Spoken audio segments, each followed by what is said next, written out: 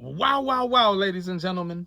It looks like we got actual confirmation from Oscar De La Hoya's arch nemesis when it comes to everything that's going down with Vergil Ortiz.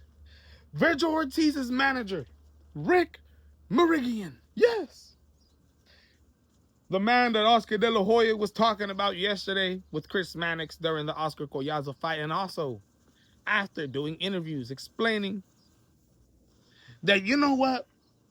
Neither was Team Ortiz, as in Rick Mirigian, and I'll just put it out there, Vergil Ortiz's father, who could have been part of this whole situation. Maybe he's not, who knows? We do know he had his own little back and forth with Oscar De La Hoya.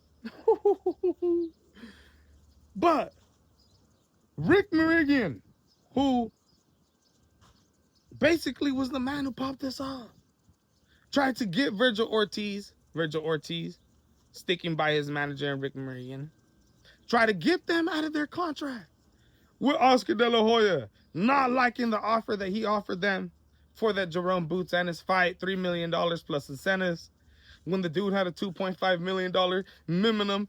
Anyways, Rick Mirigian was claiming that he was getting offers of $10 million.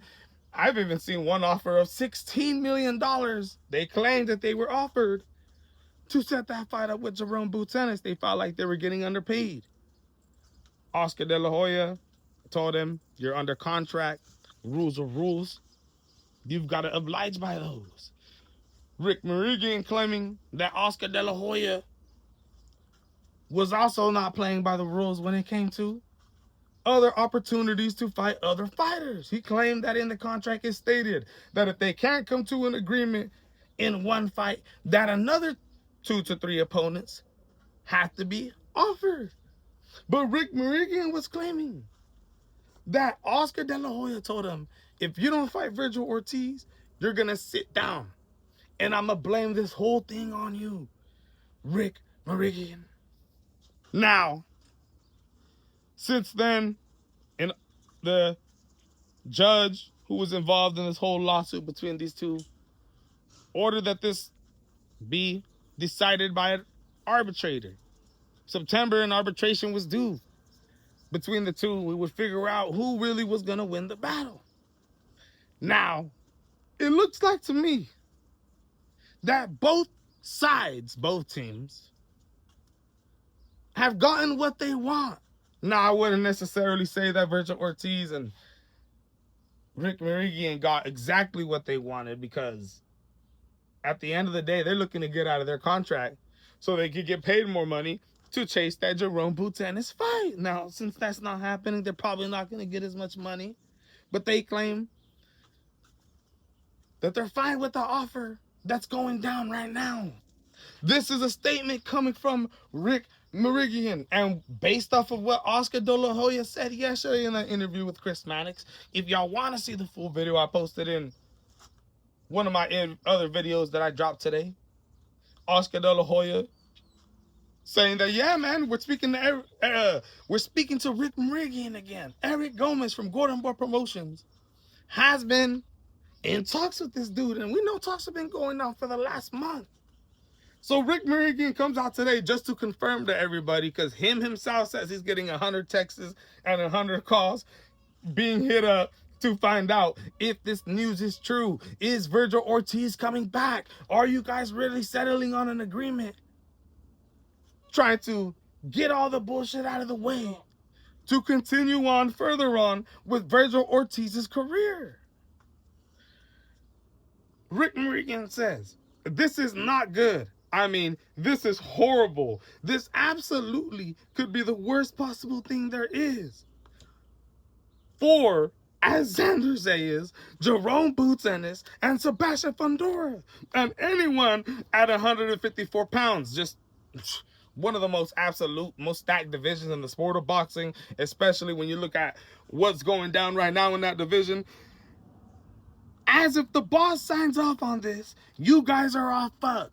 I have always shown him respect, even when it's a little rough or misunderstanding, not because I have to by any means, but because he earned that to be in his position. And to be honest, I'm not always a bundle of joy to deal with either on occasion. Imagine that. This sport is not for the faint of heart, in or out of the ring. But what does matter is the fighter. And I think we both agree on that a lot.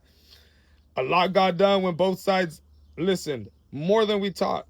To the 100 text messages and calls I got after this video, yes, it's pretty accurate. And we have put in the time in for the framework of a fair and balanced deal. And should the boss sign off on things, you could see Ortiz capture this crown this year, as he says, and back, and no matter what, no matter who Ortiz fights, all eyes will be on him for it. Ladies and gentlemen, Rick Mirigian himself has confirmed that they have been in talks with Golden Boy Promotions. Now, bro, this is absolutely fantastic. At the end of the day, whatever team ended up coming out more successful, Oscar De La Hoya got what he wanted. Now, if he had to give up a little bit more money, if he had to, you know, change up the deal a little bit, which he claims he didn't. He says that it's still the same deal.